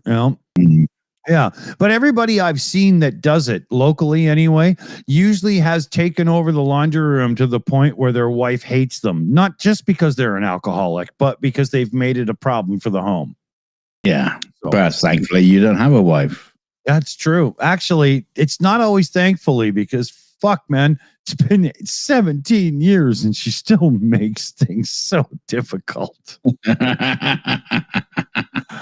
Oh man. Well, you shouldn't have made that part of the wedding vows. Yeah. Well, it's one of those things when you're making a deal with Satan, you don't truly know how bad it's going to be until it hits you. Yeah, you're the only wedding vow you had to sign in blood. Yeah, exactly. Right. Yeah. So I guess we should say what? Thanks to the team. We got Mexi Girl on the Shills account. We got PJ CNET. We got Carpasian the AI Alchemist, and we've got Super Chat Matt. Huge thanks, everybody. Yeah, we'll try to stay and back in action here. Tomorrow, I don't think I'm going to be well enough to truly like be able to do one of those 42 shows. So maybe tomorrow we'll just do another pub chat hangout. Yeah. Show, you know. Yeah, just ease back into it. Just relax. Yeah, I'm not quite there yet. I can just feel it, you know, like it's really adding up on me right now. Hey, Lord. Yeah, there is a certain amount of work to put into the 42 shows, and just like these don't require it. So yeah. But yeah, you got Super Chat. Yeah, direct one in. Kofi, I guess it is. Yes, it does seem like that's it. Yes, it is. And it's none other than Silver Earth with a 50 American donation for the Felix Car Fund. So there we go. I'll start it right now. I've got a savings account that costs me like $4 a month and I barely use it. So there we go. Now it's starting. Yeah. Car for dick. Never on car for Ukraine. Car for dick. Yeah. I'll put the other $50 in because when I have $100 or more in that savings account, they don't give me monthly fees unless I use it. So there we go. It started. Here we go. Thanks, Silver Earth. That's awesome. Big coolness. Hey, that worked. Look at that. Awesome. Hey, anybody else before we go? Anybody else? Come on. Bing, bing, bing, bing, bing, bing, bing, bing. Chuck them dollars around. Let's help Felix out. Fuck dick, but let's help Felix out. Chuck that Norris all over the place and share. Oh, wait a minute. Bye-bye, Hulk Hogan. Yeah, good riddance. Bye. Yeah, exactly. I'm sorry if you're a wrestling fan, but Hulk Hogan sucked the cock of the Trump ring. So fuck him and fuck him hard. You know, no, thank you. Yeah, I hope everybody pisses on your grave, and I hope none of them were drunk when they do it, so you get zero alcohol, you sniveling bitch. Apparently, there's a video out there of his. They had some kind of memorial thing to Hulk Hogan, and it didn't really turn out as well as they planned it. No, before political Hulk Hogan, it would have been well attended. But since political Hulk Hogan, most people are like, fuck you, dude.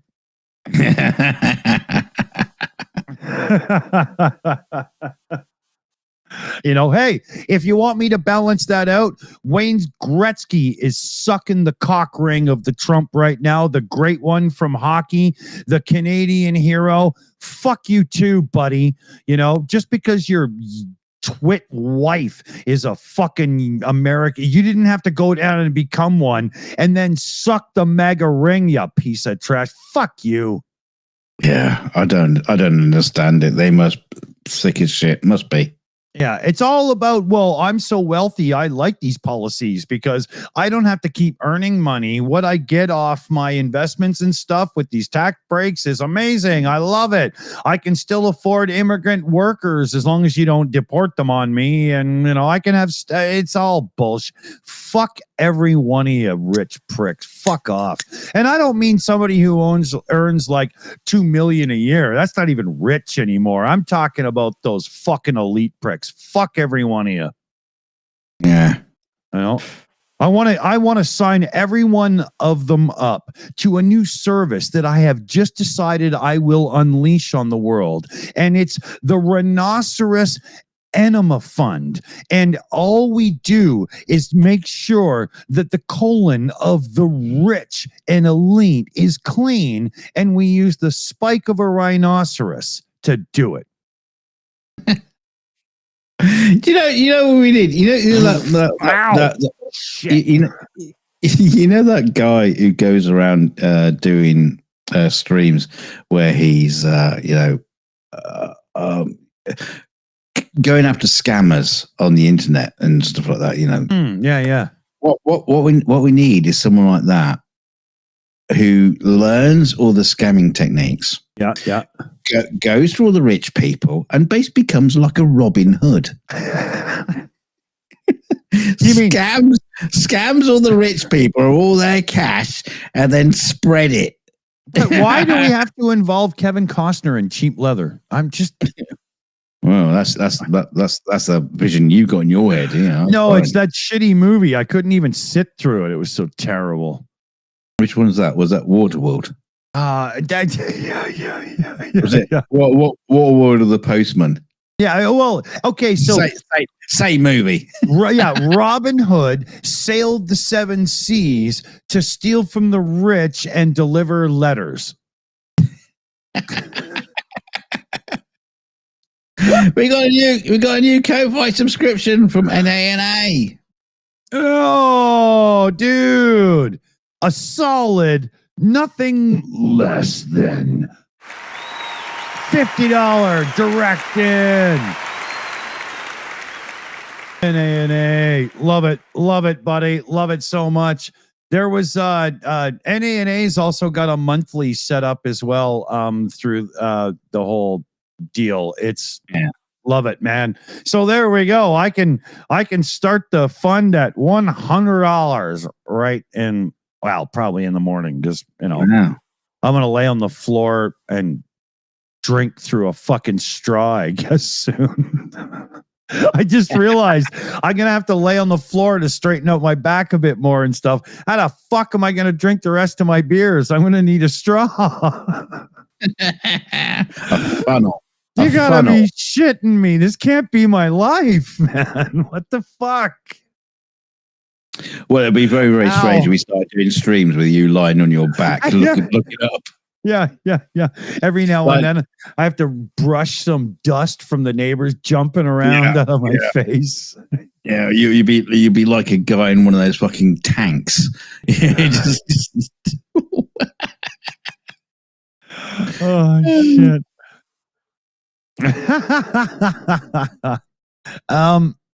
Let me just make sure because it looks like okay, yeah. I'm situated. I'm good. I've got it figured. It's another one of those moments where PayPal sends you so many goddamn emails because Ko-Fi sent a payment through PayPal. And then you get confused. You're like, well, is that a direct PayPal email now? And then the names are different. So you have to go back and look.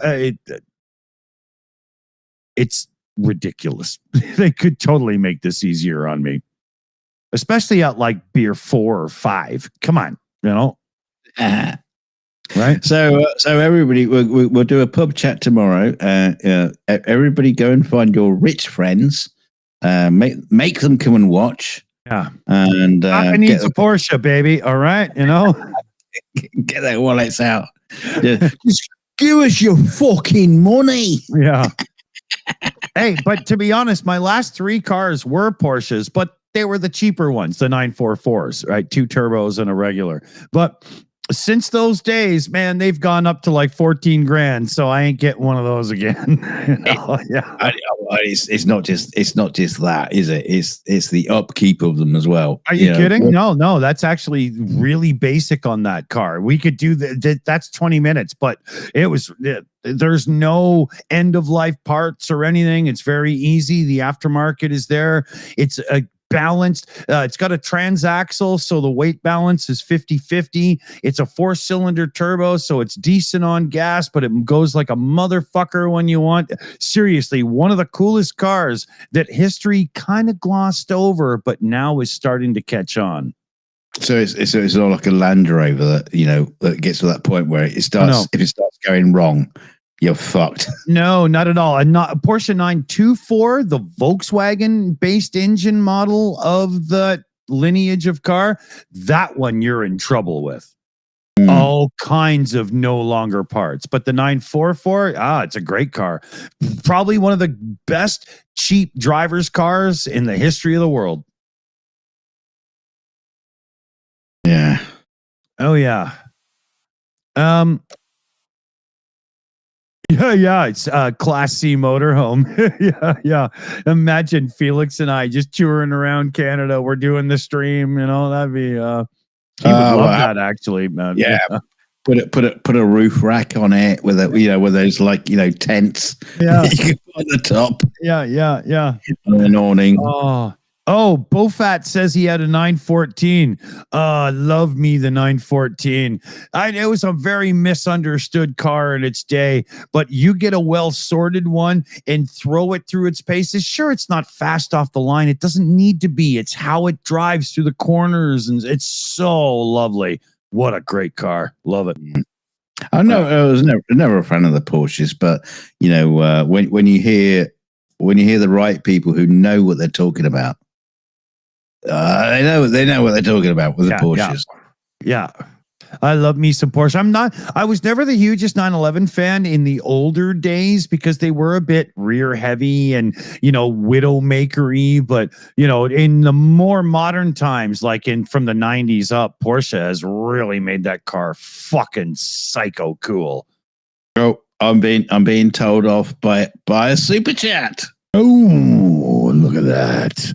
It's none other than himself, and he comes in with $6.66. And he says, "Hey, Dunk needs to take it back. Waterworld and Postman was awful. NANA, that's not how you spell awful." You know what? Okay, NANA. I will give you this. I think Waterworld was a pretty awful film. I think The Postman was a pretty good film. It's a little bit of a, you know, a dirty pleasure for me. Yeah, I quite like The Postman. Waterworld has got some great stuff in it, but it is freaky weird sometimes. It doesn't make any sense. Yeah. But yeah, Postman's kind of cool. Oh, well, to be honest, I never seen the Postman one. It was in the Postman. There was a fucking rock star in there. I can't remember who it was now, and it was kind of funny because, you know, because everybody was like saying, "Oh yeah, you're famous." Or no, sorry, the Postman. You know, he was saying, "Oh, you're famous." Because no, you're famous. Yeah, God, who was that again? I'll drop the Postman in the Plex server just to see. I'll check it out. Yeah. I tried watching the Waterworld movie and it didn't work for me very well. But you know, it could have been one of those days like, you know, like Dunk and I have talked about this lots, but you know, if I'm feeling a bit sore or, you know, my son's mom has been stressing me out for 2 days and I try to watch a movie to pull myself out of it, sometimes my mood can ruin the movie and I'll give it a try later and go, "Oh, fuck, that was really good." You know, I get it. I'm self-aware enough, you know. Ow. Yeah. All right. Well, let's let you go, and you can go and lie on your slab of concrete that you. Yeah. I'm gonna sleep like a Greek. What, bum up? Didn't we try to avoid this topic earlier? Oh man. Yeah. PJ's like, oh, they're trying to say goodbye again. Yeah. Yeah, so I'll tell you what, I'll do it. Yeah, so thanks everyone for the super chats and the funding and everything to help Dick get started on his car fund. Seriously, need to get that sorted out for him because yeah, It's actually starting to weigh on my head now. I've left that too long, right? Yeah. We were talking about we've been talking about it for fucking years. Yeah. A year and a half ish, right? At least. If my wife would stop spending fucking money, then I'd probably throw some cash in. But you know, until then, we'll see you all again. We'll see you tomorrow for another tickle of your little laughter buttons on the PubChat tomorrow, hopefully. And we'll set PubChat tomorrow for half an hour later at 4 p.m. Pacific, 7 p.m. Eastern, because I'll probably have a little hangover in the morning. But with all the heat rub cream and painkillers and stuff I'm going to need to take just to get through tomorrow, I'm sure I'll be fine by 4 p.m. So let's do that. Yeah.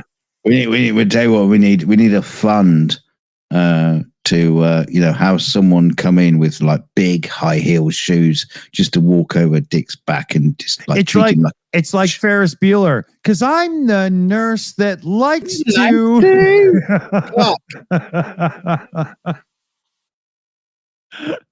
Yeah. Okay. So, what do we say here? We got an updated team. Thanks. Oh, yeah. So we got Mexi Girl, PJ CNET, Carpasian The AI Alchemist, and NANA this time as well. And Super Chat Matt, of course, too. And NANA, huge shout on the shout outs there. Who else do I give shout out here to? Of course, we got Silver Earth here. I should be hitting the applause. Ow, fuck. I tried. Yeah, it didn't work.